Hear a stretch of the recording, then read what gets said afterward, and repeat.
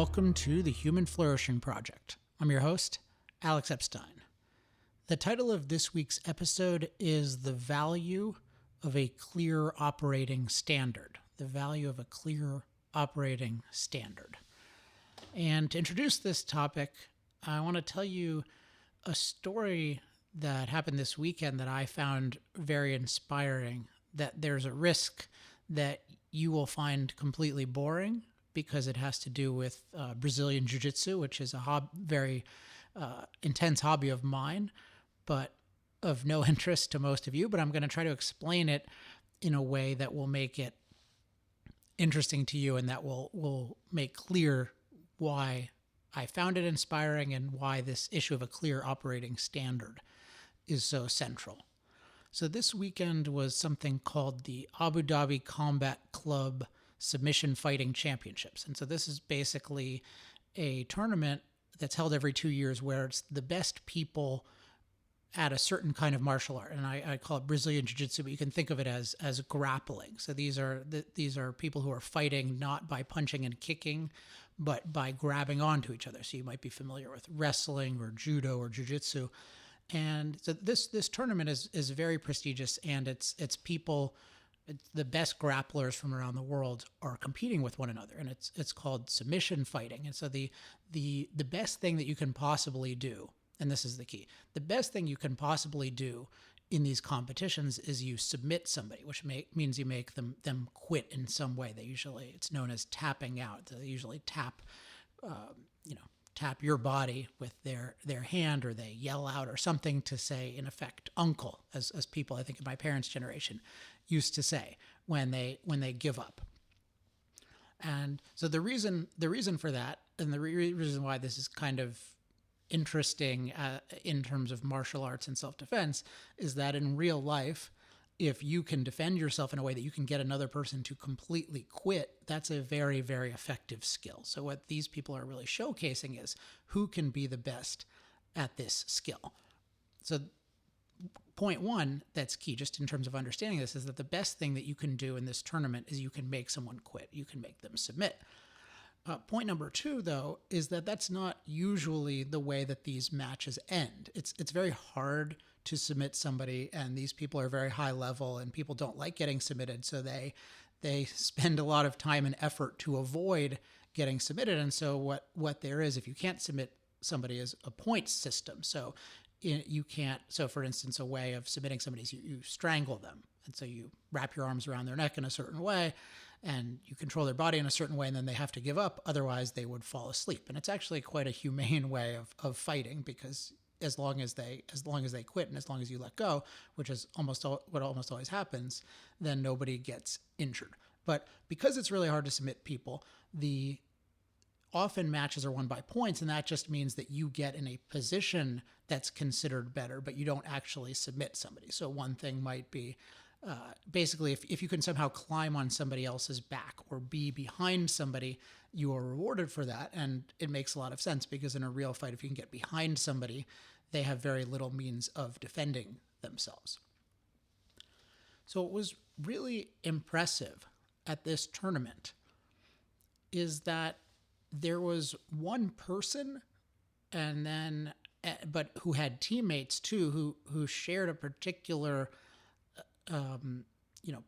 quality that stood out, which is that this person would just submit almost everybody he faced. And so it's a guy named Gordon Ryan, who's somebody who hasn't been doing this art for very long, but he was the best person by far in the tournament. You have your weight division, so he won his weight division, and then they combine all the weight divisions, and he won that too. So that's called the absolute. And it was 8 total matches, and he submitted 6 out of 8 people, which is incredibly rare. And then another thing to note is that he not only did not get submitted himself, but nobody even scored 1 point on him. Really, nobody got any advantage on him at all during this tournament.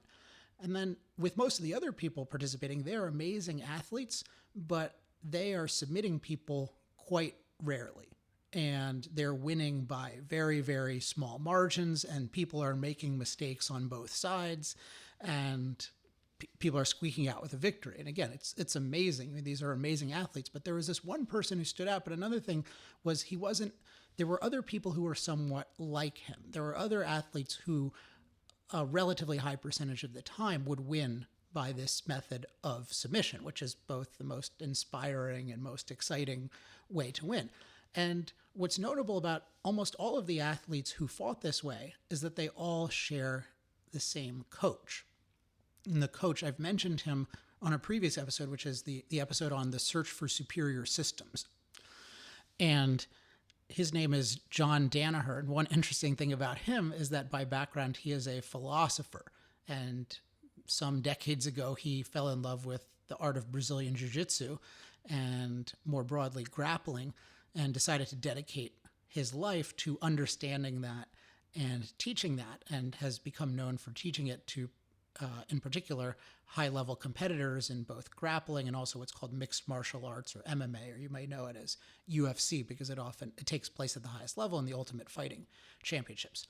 So this guy, Gordon Ryan, and his teammates, they were all submitting people at much, much higher rates than just about anyone else in the tournament, even though in the tournament, these are the highest level people from around the world with the highest level coaches from around the world. So there's a lot of energy going into success in this venue, and yet this one group of people with this one particularly exceptional individual are coming from this one coach. And I was watching it, and particularly it was a Saturday and Sunday tournament. I got to go live on Saturday, and then I watched online on Sunday. And I was just thinking about what makes these guys so different. And I've studied the coach, John Danaher. I actually got to meet him and take a private lesson from him about 10 years ago in person for an hour. But I've read his interviews, and he writes a lot of posts on Instagram and Facebook that are very thoughtful. And I just, something crystallized for me, which he said before, but it really hit me, which is he describes jiu-jitsu as the science of control that leads to submissions. That means you're trying to control the other person's body with the aim of submitting them. And it just occurred to me that the reason that his students, or at least a reason why his students are so successful and so successful at achieving this very difficult goal, is that submission seems to be their operating standard. And remember, these competitions, there's you can submit somebody, but you can also win by points. And what happens by default is, because it's hard to submit somebody, it's relatively easier to win by points, is most people are coached and trained for the most part to win by points. And then submission is a bonus. But the way Danaher thinks of it, he really thinks of it as, no, your goal is to submit somebody. And if you do not submit somebody, then you really have not succeeded. So even if you win a tournament, you have not really succeeded in the way that he defines success. And you could see this with Gordon Ryan, who was the star of the tournament. His main reaction after he won was, well, I failed to submit two of the people, and so I'm happy, but I'm not satisfied. Whereas most people would have been over the moon with 1/10 of Gordon Ryan's performance. But it was interesting that he had this really clear operating standard of submission. And what I just, knowing something about jiu-jitsu and having experience, I can see how if that's your clear operating standard as a coach, then what you're going to do with whatever ability you have, and Danaher obviously has exceptional ability, is you are going to figure out and coach people on ways to get to that goal as efficiently as possible, versus focusing on submission as one thing, but points as a lot of it. And what I could just see as I was watching these, I could see, yes, these are people who've been trained and coached with this standard as a guide constantly. And so what happens is they just evolve into these different animals. They are able to achieve this goal so much more adeptly than other people, because that's been their operating standard. So it hasn't been, I think with many people, it's a derivative standard, or it's a competing standard to the standard of winning a competition. But for these guys, and for this coach in particular, it's an operating standard. Now, there's a lot that goes into the success of this team and this coach, and I don't pretend to understand a lot of it. But I know that this is one of the big things that's going on, and the reason why it was so powerful to me is I was just thinking about how it applies to my own life and my own work in particular, because it's very inspiring to see in art that I really enjoy, to see these people who are exceptional practitioners and who are having these unique results even in a competitive setting. But I can see if you've got this one standard that you're operating on and everyone else is more muddled, then all things being equal, you're going to get better results. And then another aspect of what they're doing is that they are really pursuing superior systems. So if you're interested in that, I discussed that a little bit on the episode of the search for superior systems.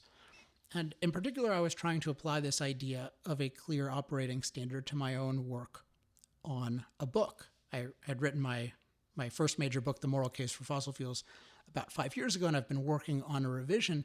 And as I was thinking about this issue of a clear operating standard and thinking about my book, I noticed that I didn't have a clear enough operating standard in revising this book. I fell prey to the idea, to the problem, the very common problem of having competing standards rather without any kind of clear hierarchy. So I don't want to talk actually about what I would regard the operating standard as now, because I want to save that until I'm done with it, but I'll just share some of the different competing standards that I hadn't fully resolved. So one kind of standard is profit. And I think this is something that particularly intellectuals underutilize. And this means that, okay, if I'm undertaking this book, am I undertaking it in a profitable way? Am I investing time and resources, but the biggest resource is my time? Am I investing that in a way that's going to lead to a financial return? Or am I doing this as a costly hobby? Because if I don't do it in a way that leads to a financial return, then it becomes a costly hobby. And if it's going to be a costly hobby, then I have to identify that it's a costly hobby. So that's one kind of thing.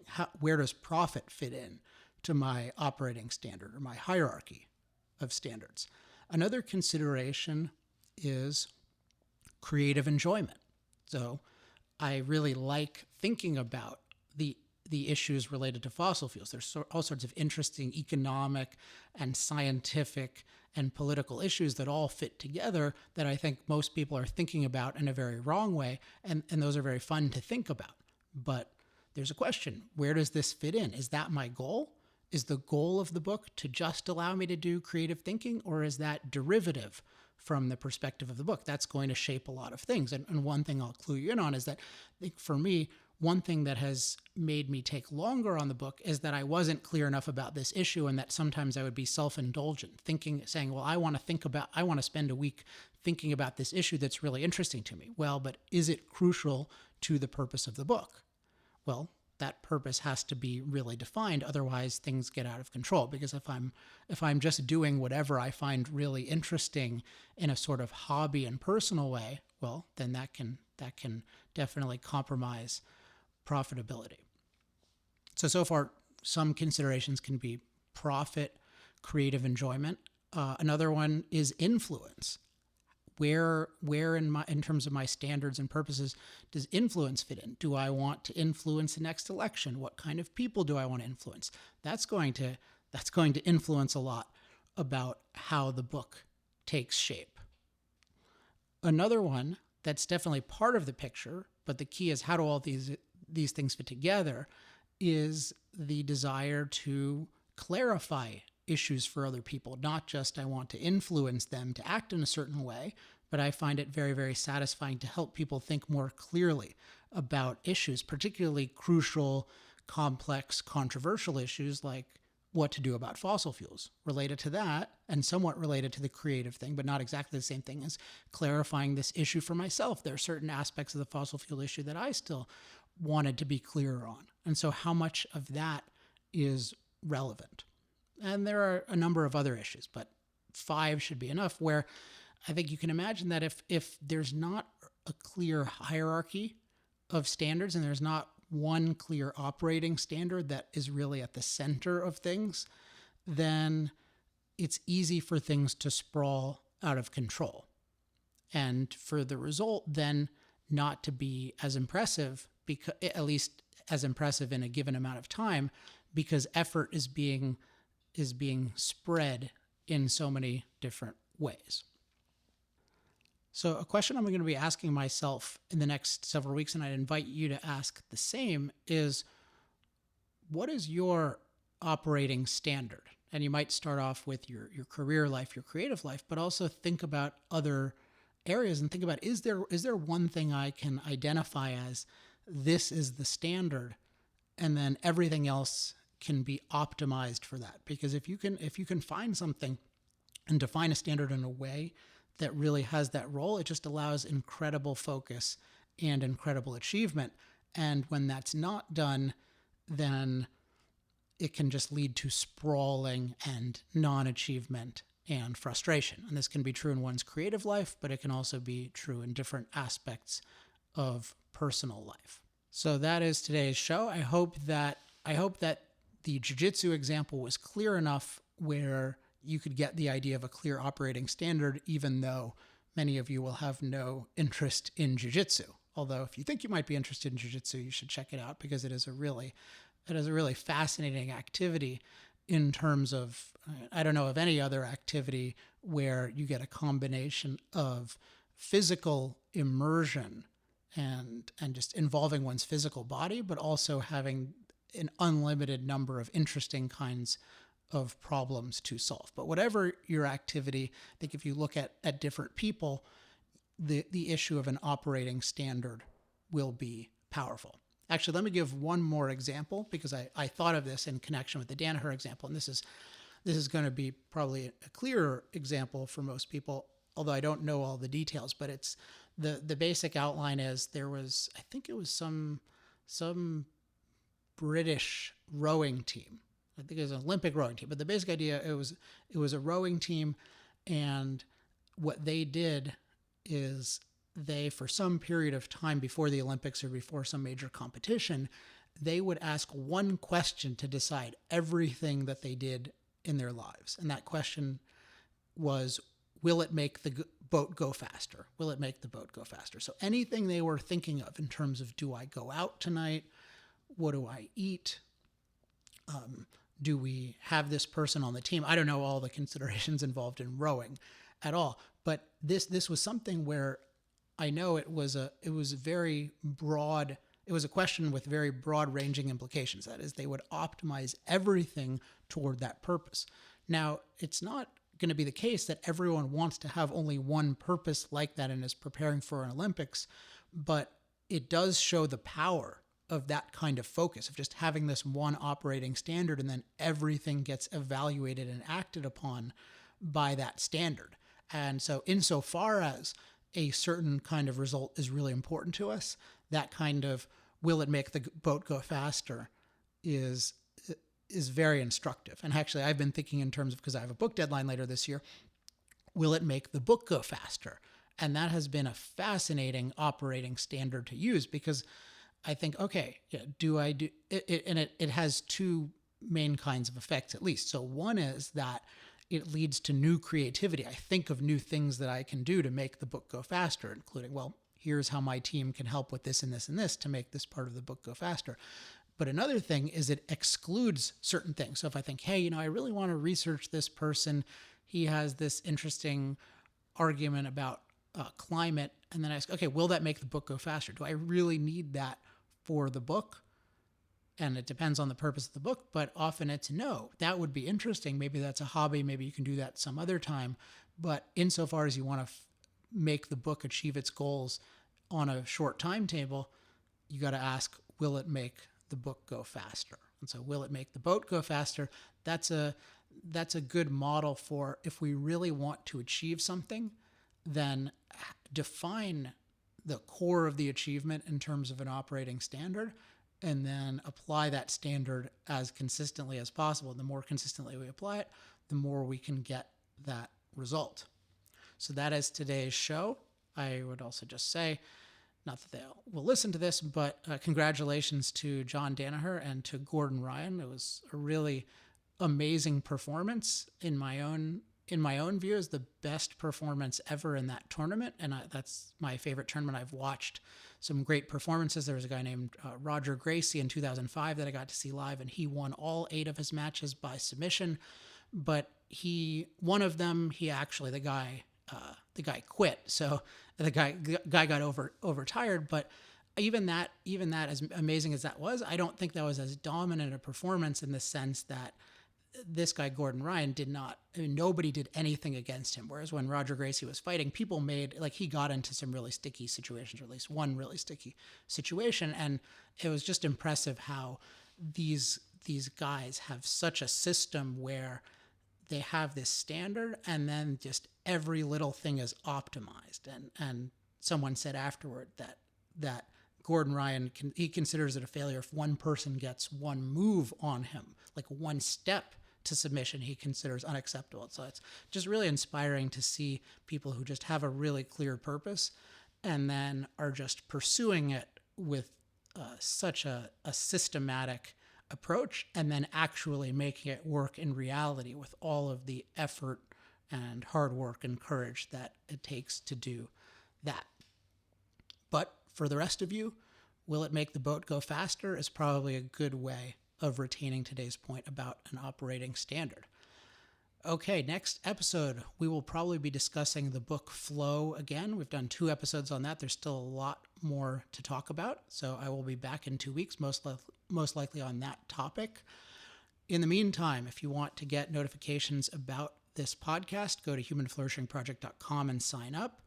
If you have any questions or want to discuss anything, go to the Facebook page at facebook.com/humanflourishingproject. And if you have any questions, comments, love mail, or hate mail for me, you can email me at alex@alexepstein.com. As always, no promise for a response, but I read and appreciate them all. Okay, hope you have a great 2 weeks. Until next time, I'm Alex Epstein. This has been the Human Flourishing Project.